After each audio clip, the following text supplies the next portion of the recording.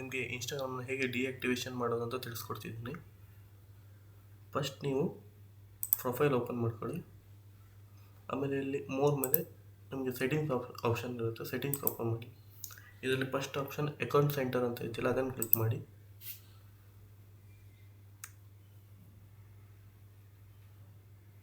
ಇಲ್ಲಿ manage account ಅಂತ ಇದೆಯಲ್ಲ, ಅದನ್ನು ಕ್ಲಿಕ್ ಮಾಡಿ. ಆ್ಯಂಡ್ ಇಲ್ಲಿ ನಿಮ್ಮ ಪ್ರೊಫೈಲ್ ಮೇಲ್ಗಡೆ ಒಂದು ಮ್ಯಾನೇಜ್ ಅಂತ ಕಾಣಿಸ್ತಾ ಇದೆಯಲ್ಲ, ಅದನ್ನು ಕ್ಲಿಕ್ ಮಾಡಿ. ಇಲ್ಲಿ ನಿಮಗೆ ಡಿಆಕ್ಟಿವೇಶನ್ ಆರ್ ಡಿಲೀಟೇಷನ್ ಅಂತ ಇದೆ, ಇದನ್ನು ಕ್ಲಿಕ್ ಮಾಡಿ. ನಿಮ್ಮ ಅಕೌಂಟನ್ನು ಡಿಆಕ್ಟಿವೇಟ್ ಮಾಡಬೇಕಲ್ವ. ಡಿಆಕ್ಟಿವೇಟ್ ಅಂದರೆ ಅಕೌಂಟ್ ಡಿಲೀಟ್ ಆಗೋಲ್ಲ, ಪರ್ಮನೆಂಟ್ಲಿ ಡಿಆಕ್ಟಿವೇಟ್ ಆಗಿರುತ್ತೆ. ನಿಮ್ಗೆ ಬೇಕು ಅಂದರೆ ಇವಾಗ ನೀವು ಕಂಟಿನ್ಯೂ ಅಂತ ಕ್ಲಿಕ್ ಮಾಡಿದ್ರೆ